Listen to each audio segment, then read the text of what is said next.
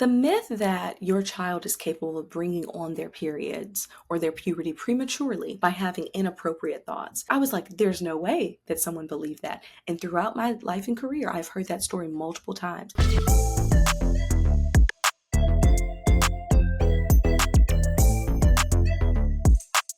Hey, it's your girl Nancy Red, and this is Season 4 of Mompreneurs, where we celebrate beautiful Black entrepreneurs who are also amazing moms. Now, every week I'm chatting with my guests about how they are killing it simultaneously as a business mogul and a mom, and we're listening to their inspiring journeys and incredible advice. I'm so excited about this week's guest because, as many of you know, I am the author of a bunch of books for young adults and kids, most recently The Real Body Manual. It's a photographic guide to puberty, and one of my favorite voices in the vaginal health space is Dr. Charis Chambers, who is known and loved on social media as the Period Doctor. Now, Dr. Charis is a powerhouse OB-GYN. She's the author of the upcoming The Period and Puberty Parenting Revolution, and she's an amazing mom on a mission to make taboo topics relatable and accessible, especially for young people. From pregnancy and pelvic floor health to menopause and menstrual myths, she's here today to give Mompreneurs listeners the tools, tips, and truths that we need to thrive. Welcome, Dr. Charis. Hi, Nancy. I'm so excited to be here.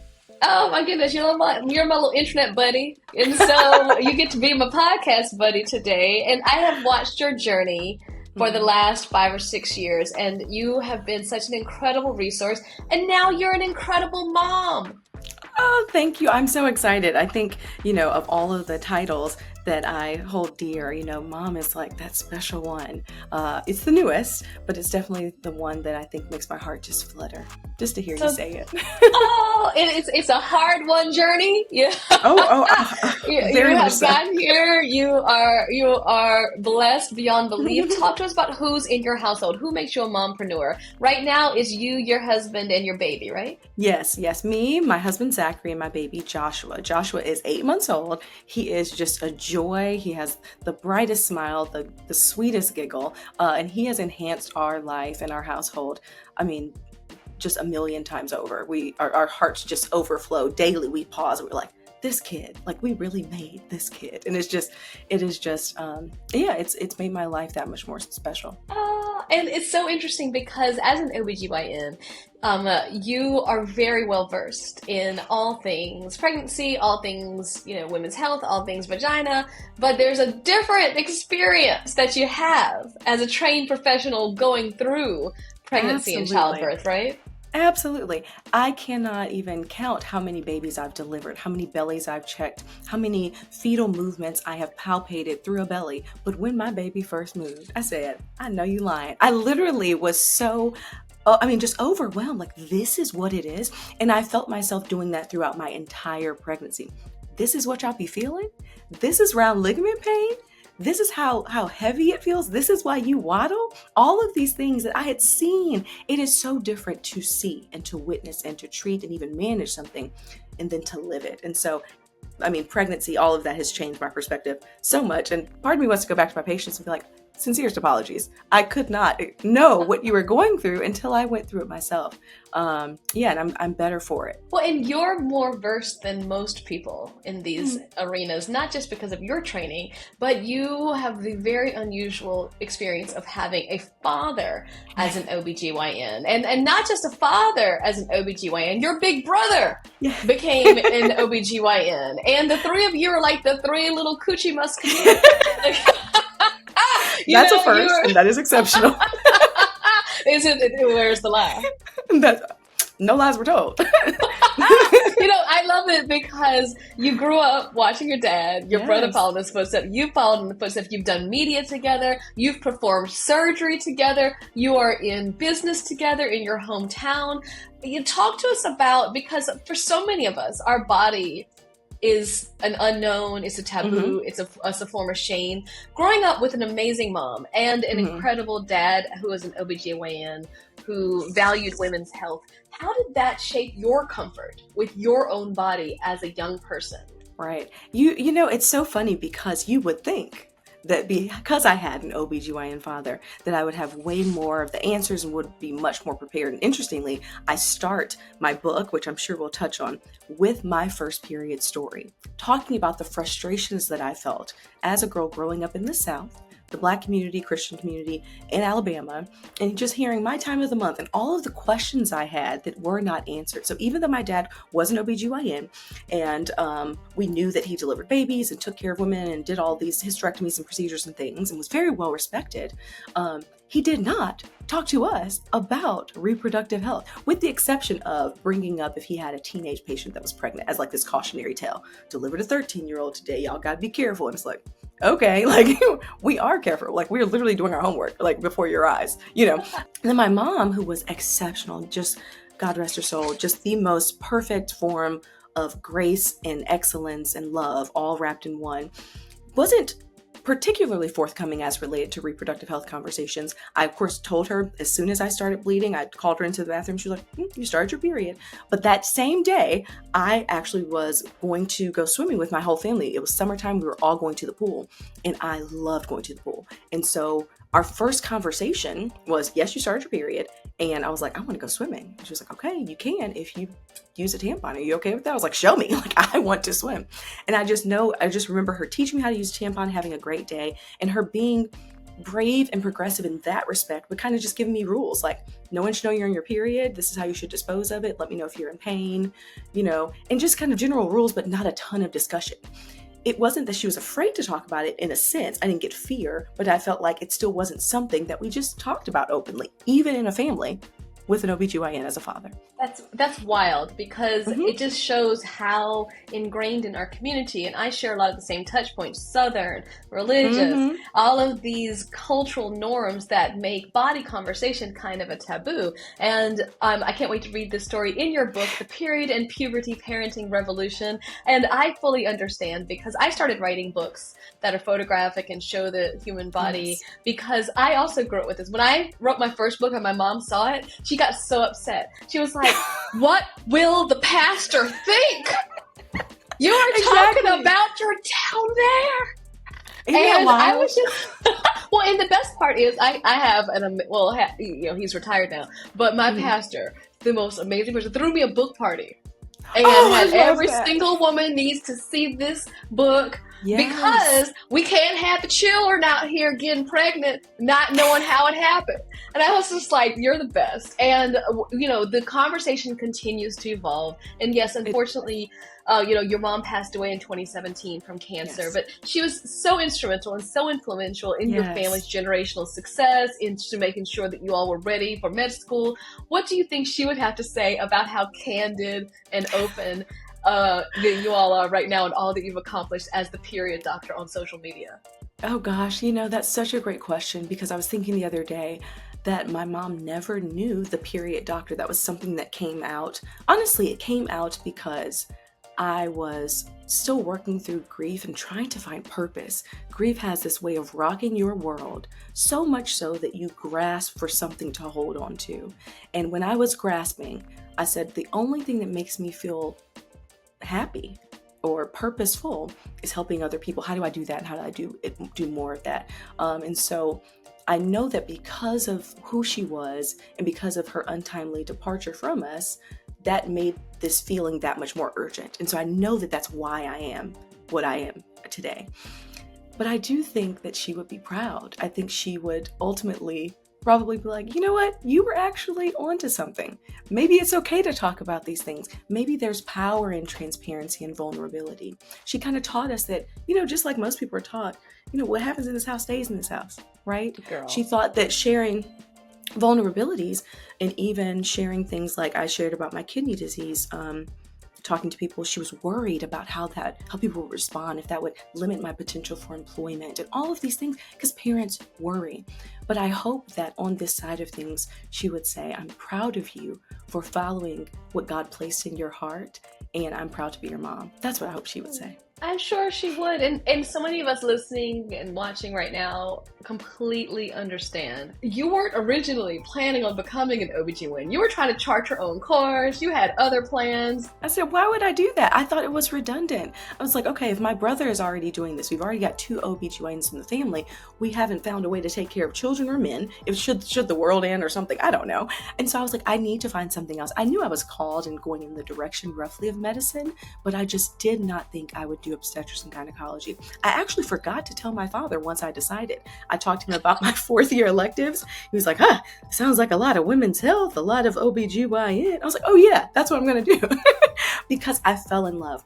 I fell in love as I was rotating. I loved having women as my patients. I loved talking with them. I loved their vulnerability and I loved their strength. I loved being an advocate for them. I did not feel the same when I had my male patients. I tended to have to kind of field things and comments about my appearance, like, oh, you're kind of pretty. You got to, these things that I just said, sir, like, not today. And so I enjoyed being in these spaces, these spaces with women. That drew me into the field of OB-GYN. Even though I followed in my father's footsteps, I tried to take an independent view. And I like to think I decided separate from that, but his influence, the way he showed up, the way he was a pillar in our community, that obviously impacted my decision. Oh yes, I grew up in a small town. My father died when I was 4. And literally, I'm not making this up. Just my brother was just in my hometown last week, and he was just like, I was at the gas station, and the old lady came up and, your daddy changed my life, and that's a big burden to carry. And that's what you deal with too. You're in the same community, you're minding your business, looking unhoused, just trying to exist. Right. Are you a Chambers girl? Every time. Is that your dad? Your daddy delivered. And then when I was seeing patients in this other area, the adolescent clinic, I mean, probably half of my patients, my father delivered, because he delivered so many babies. And every time the parent had to tell me, I'm like, what? Your daddy delivered her. I'm like, I love that. That is so great. It's full circle. Let's talk about your periods, I love it. And I host this podcast because my father and my grandmother on my mother's side dragged themselves out of abject poverty with businesses. And I genuinely believe in business as a way to build generational wealth and financial insulation. And here you are, you've joined the family business. You did not go independent. You did not go rogue. Well, you did go rogue with your own hustle, which is so mompreneurs. Like but talk to us about, what was it like saying, I am joining the family business. I am continuing to build generational wealth within our own circle. Yeah, I think it felt powerful. I think it definitely made my father really proud. And we still have a very kind of hybrid model. And I love that my dad is allowing me to be my full self and my authentic self, because what I did was I had a part-time position at the hospital nearby, and then I would do surgery with my dad and brother. And now I've actually relocated to Atlanta. I'm in the process of opening my own practice. And part of that is creating a space that is truly dedicated to our younger and adolescent patients, that exists for them. And my dad and brother fully support that. And they love it. They know that I want to be with my husband and my child in Atlanta, and that kind of commute was a little bit much on me. And so I've been able to show up in that family business, to show that support, to carry that family name, and to say, I'm really proud of what my father has built. I'm proud of how he's impacted this community. I'm proud to be a part of that legacy. And also say, but I have more to add. And I have a different direction that I want to take it in, that's not a true departure from it, but it's elevating it and kind of, scaling it in a sense. Absolutely. And that's one of the interesting things about you is when people are, and everyone knows this, medical school is expensive. And a lot of people try to gravitate to the most lucrative aspects possible. You leaned into your passion. You leaned into the purpose that you felt God put you on this earth floor, which is to inspire the youth. And I love, as someone who focuses on adolescents as well, right? Like, I love it because it's a special type of person who wants to focus on pediatric and adolescent gynecology, because it's tricky waters. So what drew you to working with this group? So I was still in medical school, and I went to medical school at UAB, which is the University of Alabama in Birmingham. And I got towards my last rotations, and I was doing an adolescent medicine rotation because I always liked adolescents. But when I got to it, I realized that it was going to be all adolescents. I was like, I don't want to do testicular and growing checks on boys. Like, can someone help me? Like, I'm going into obstetrics and gynecology, if y'all didn't know. They said, okay, well, we do have this pediatric and adolescent gynecology clinic that Dr. Kimberly Hoover does every other week for a half day, because it is a smaller population. And so I got to shadow her. And I remember going to this clinic and seeing a mother-daughter pair where the daughter had some irregular periods, and the mom really wanted to know why these periods were irregular. Like, I need her to have regular periods. And when we really kind of peeled things back, the mom wanted her daughter to have regular periods so she would know she was not pregnant. That was her reason.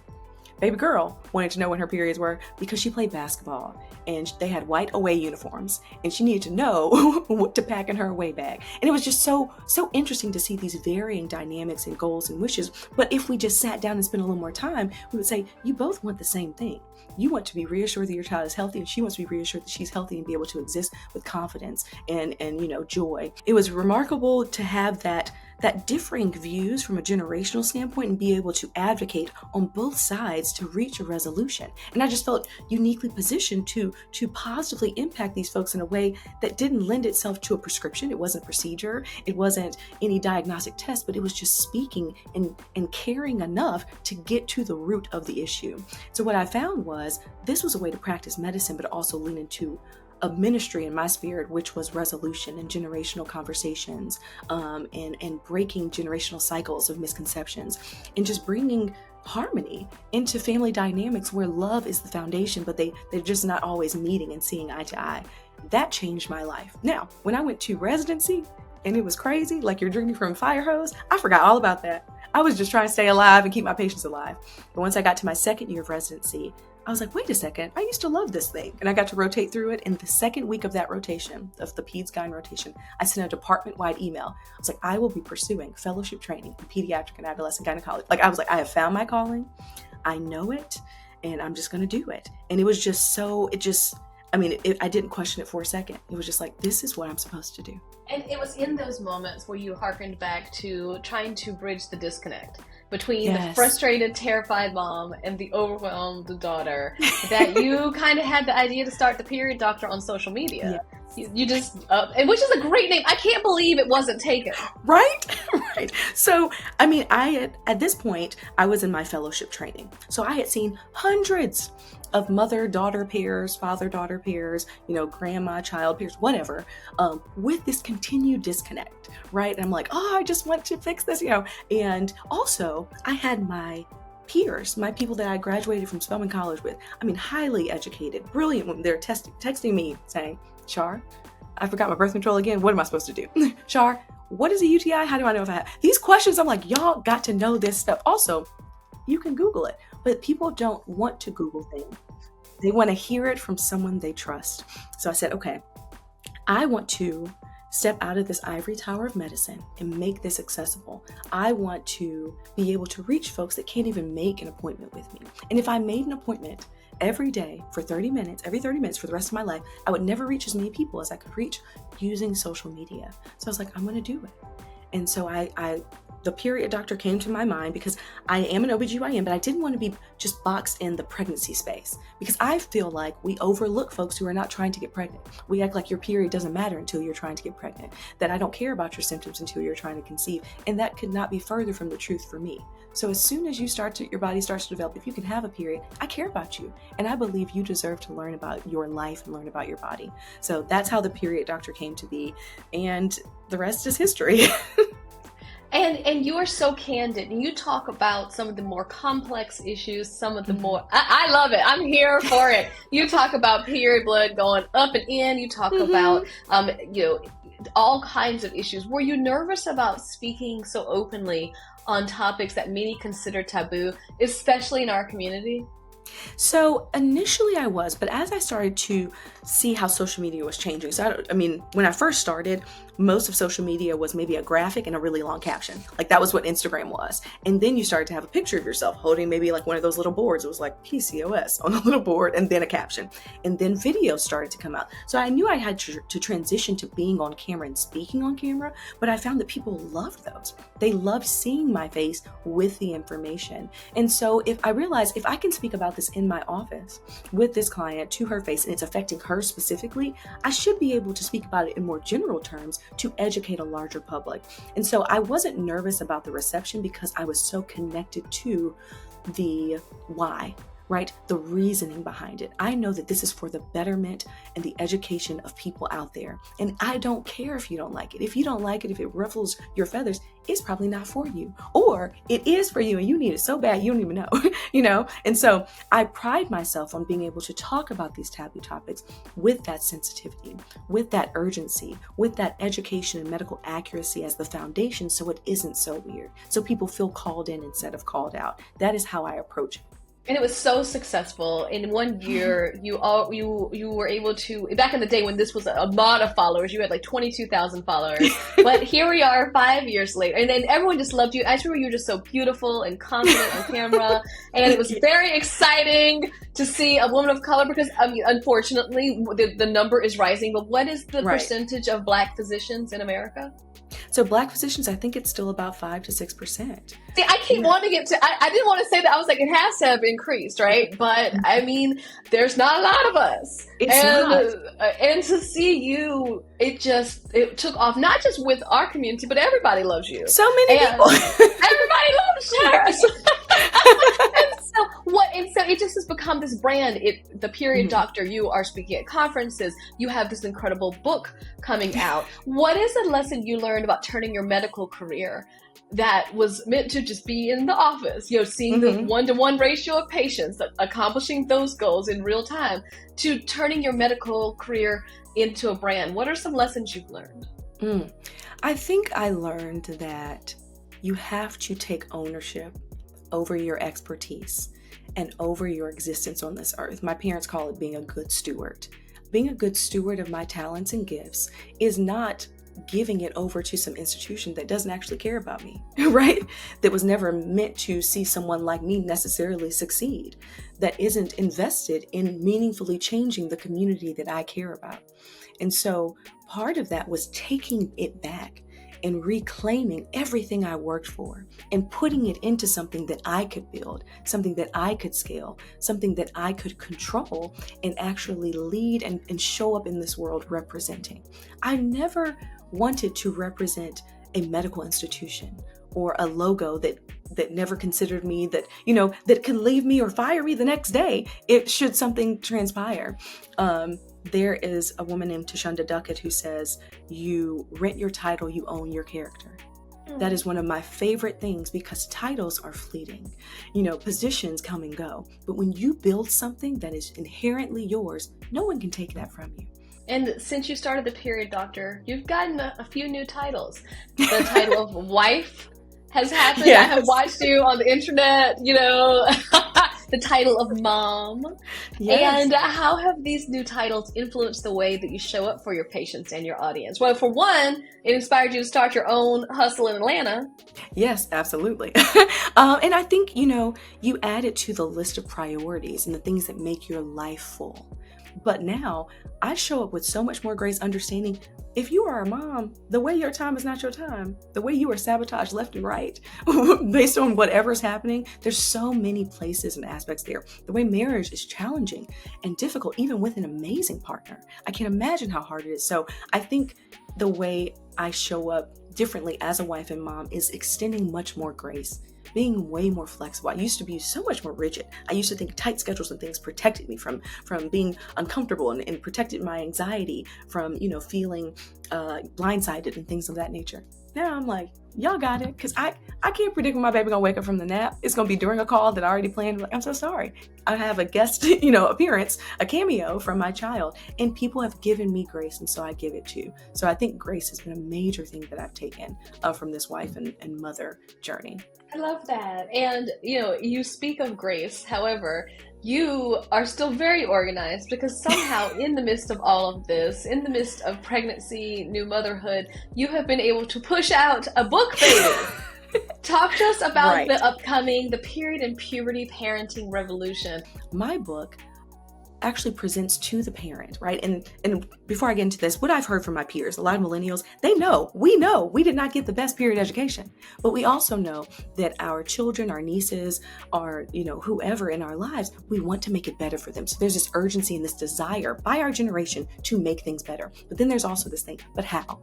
How do I do it? Where do I start? How do I peel back these layers? And so what I wanted to do was give folks who are dead set on making things better a manual, a guide to rewrite the rules, to step into that power that they hold inherently to positively improve the menstrual journeys of the folks in their lives. And so what this book does, it doesn't assume anything about you. It doesn't assume your gender. It doesn't even assume the gender of the child that you are parenting or caring for.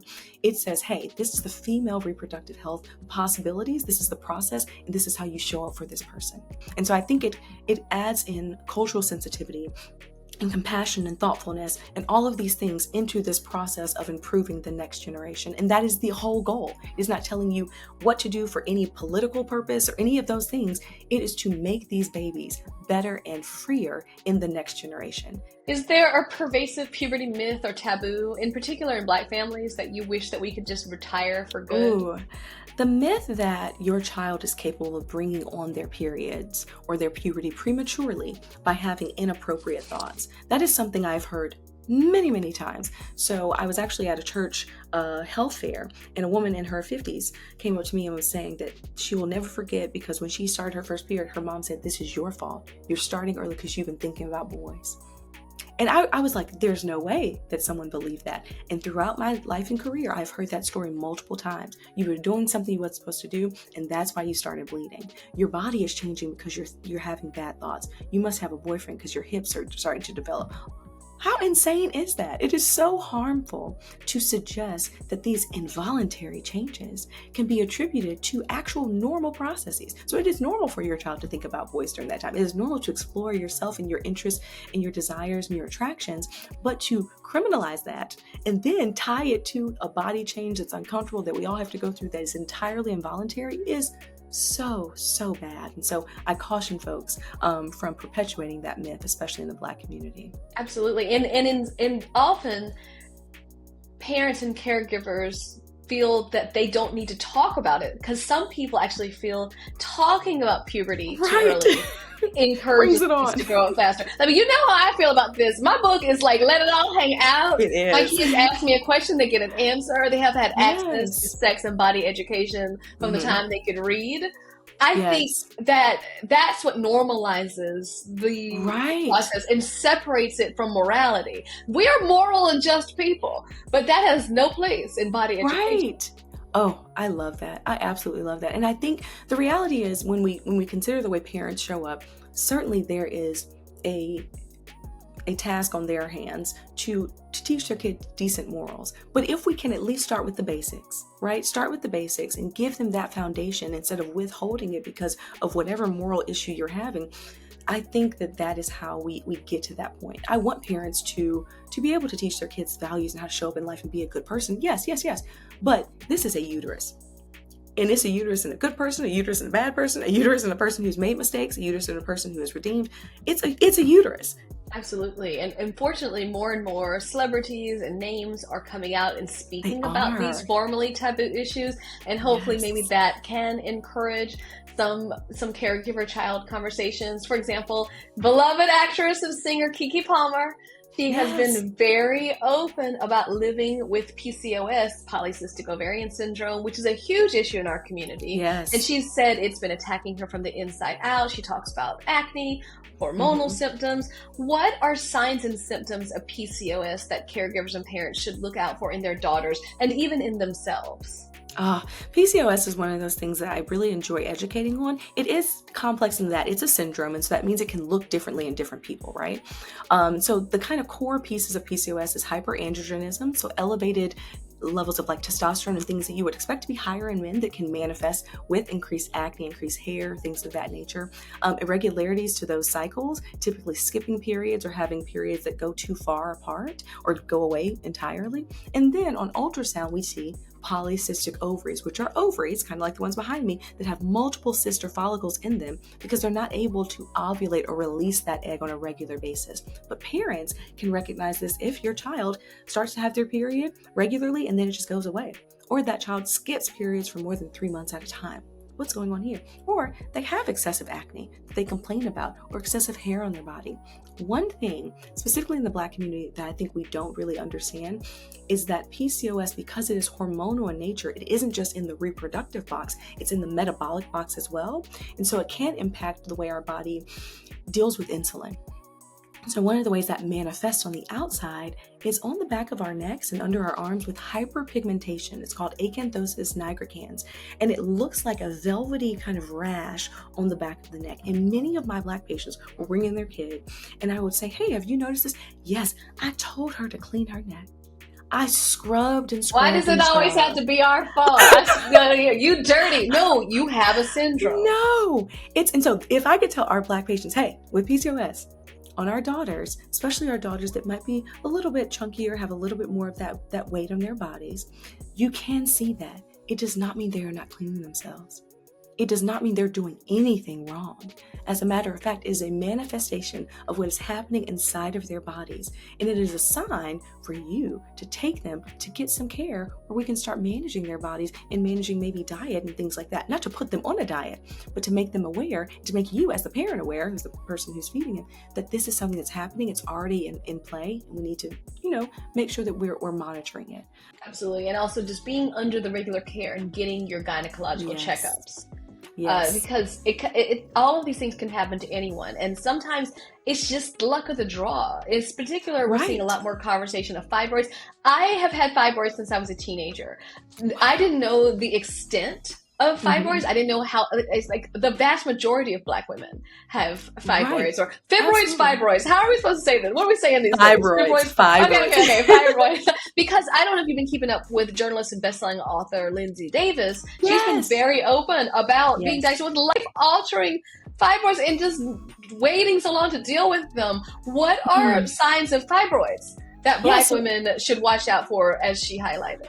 Absolutely. So fibroids are ultimately these non-cancerous growths that grow, and you can kind of see behind me, in this part of the uterus. So this is the muscle layer of the uterus. The uterus is a muscle, right? That's why it can cramp. That's why it contracts. Muscles cramp and contract, right? And so it actually comes from the muscle layer, and it can grow inside into the uterus and change the uterine cavity. That's the type that typically increases bleeding and make it difficult for you to conceive. It can also grow on the outside and push on the bowel or push on the bladder. That's what makes you have to feel like you use the restroom more. These things called bulk symptoms, or make it so that you have bad constipation. And then there's fibroids that just kind of grow in the center and hang out kind of towards the middle, and that can just cause a lot of discomfort and cramping during your period. So when we think about fibroids, one of the most obvious symptoms is going to be that fullness of your belly, especially if you have a large burden of fibroids, and then heavier bleeding because the fibroids make the uterine lining and just the surface area of the uterus that much greater. And so if there's more area to bleed from, your bleeding is typically heavier. What's remarkable is in medical school, I remember being taught that the majority of the time, fibroids are asymptomatic.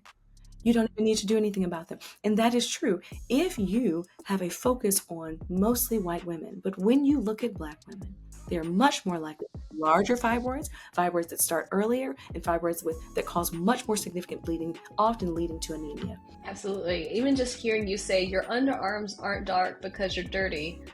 They're dark because of a hormonal imbalance. Right. I'm sure you had people start crying in your office. Absolutely. Absolutely. It's oftentimes it is that mom or that grandmother who has harassed for years that you need to be scrubbing your neck more, has tried all sorts of things that cause burns or irritation of that skin, thinking that they didn't want their baby to walk around looking dirty. They didn't want someone thinking their child, not having the agency and awareness to say, well, this is actually something they can't fix, but I can partner with you to help you. And so part of this betterment, this desire to have a revolution, if you will, is to create the space and the safety for all of the people who were wounded by these past generations and all these things, all the taboo and misconceptions and stigma, for them to come and heal first before you give them the tools, right, to say, okay, now go to work. And you were in an incredible period documentary with the inimitable Tabitha Brown, and Tabitha has openly shared that's why we call her Perry. I think she coined it Perry as a name, like, Terry, you are evil. And she's openly discussed her struggles with her hot flashes and also bladder leaks. She has shed light on this very commonly experienced but rarely discussed issue of urinary incontinence. Many people see themselves in Tabitha. Studies show that nearly half of all women over the age of 50 experience urinary leaking. And it has to do with the pelvic floor. We're learning a lot more about our pelvic floor. What is one thing that our mompreneurs, listeners, and watchers can do today to start strengthening their pelvic floor and preparing for the dreaded Perry?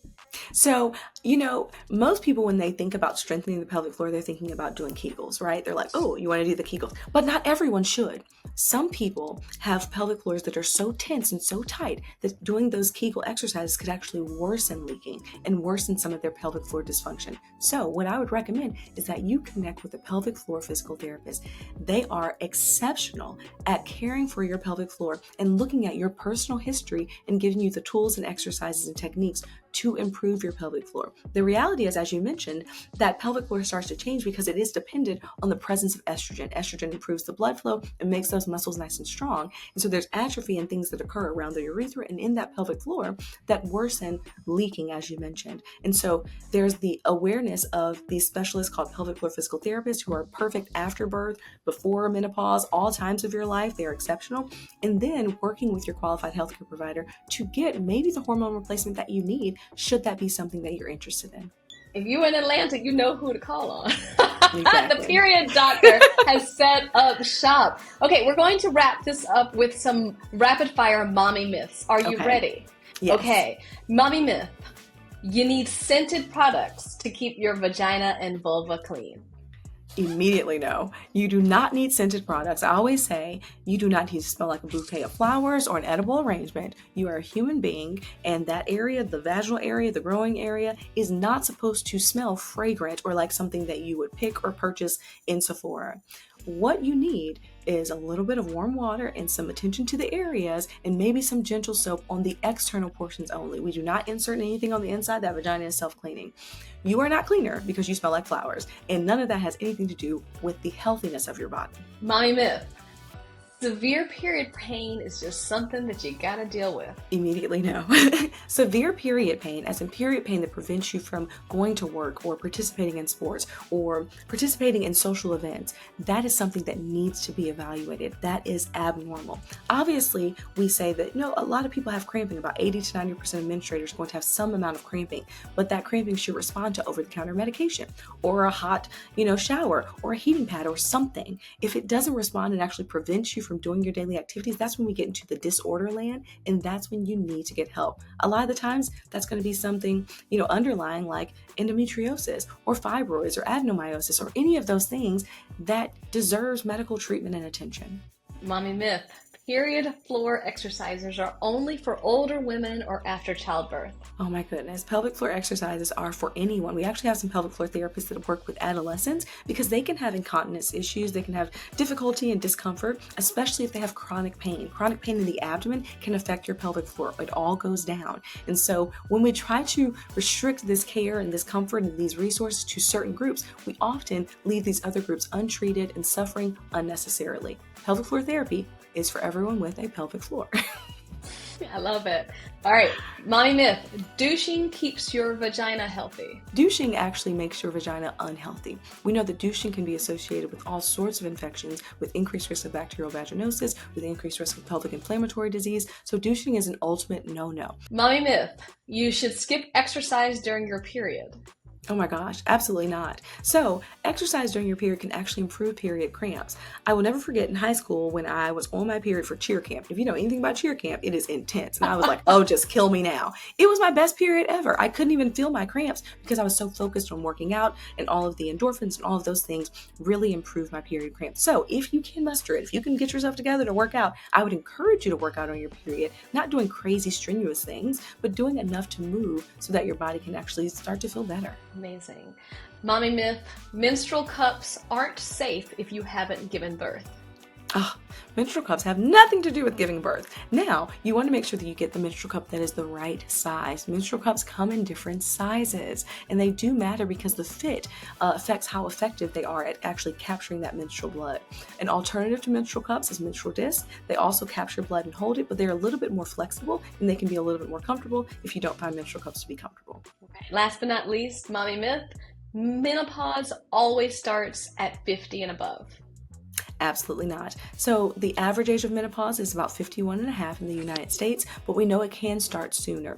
Menopause that starts before the age of 40 is considered abnormal. That's too early. But after the age of 40, up to 50 and even into your 60s, that's a normal range. That's because averages are just that. They're averages, meaning that there's people on both sides. And so you can start to experience menopause earlier than that or later. If you start to think you're going to menopause before the age of 40, that's something to look into because that is abnormal. I mean, I feel like this was better than ChatGPT. You were just spouting out facts like a computer. Just know stuff. It's almost as though you went to school for a decade for this. You know, I was like, I did train forever. You trained forever. You've been the period doctor for over 5 years. You're a wife, a mother. You are part of your family's generational practice. You have your own practice in Atlanta. You have a new book coming out. What can't you do? And we're wrapping up right now, but I cannot let you leave without participating in my favorite segment, which is called a Mompreneurs Manifestation. And I always ask each of our guests, what are you trying to make happen? What are you hopeful for the near future, and how can we help to bring it into the universe for you? Oh, wow. I think my focus right now, and we've talked about it, is my book. I am hopeful, prayerful for a bestseller. And it's not for the accolades of best-selling, but because it means that this book is reaching people and it's reaching more people, and that this revolution, this parenting revolution, this period and puberty revolution is actually something that's going to happen. I want people to feel empowered, to get my book and say, you know what, this changes the way I see life. This changes the way I'm showing up for the menstruators in my life. And that would make me beyond happy. Obviously, supporting by pre-ordering. I don't have the pre-order link just yet, but as soon as I put it out there, you'll be the first to know, Nancy. I will definitely have that available to everyone. Order for yourself or anyone that you know, coaches, teachers, people that have menstruators in their life who they can positively impact. This book is for everyone.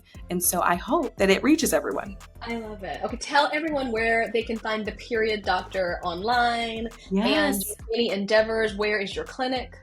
Yes. So my clinic is going to be opening in the spring. I'll drop all that information at my, Instagram. My Instagram is The Period Doctor. It's very straightforward, spelled out just as is. My website is theperiod.doctor.com. You can find me on TikTok at Dr. Charis because the Period Doctor was taken there. And then you can connect with me. My email is info@theperiod.doctor.com. It goes directly to me. I'll respond to you and reach out if you have questions. And then all of my updates will be on those platforms. I cannot wait to share with you all the exciting updates. Oh, I love you so much. You are the absolute best. I am thrilled and appreciative that you could join us today and share your font of knowledge. I hope that everyone listening feels better about themselves, feels better about their community, and make sure to get your annual checkup. We've got to go to the Coochie Doctor. As always, thank you so much for listening to and watching Mompreneurs. As a reminder, a brand new episode goes live every Monday on Urban One Podcast Network, Apple Podcasts, Spotify, or wherever you get your podcasts. Visit urban1podcast.com to learn more. That's urban1podcast.com.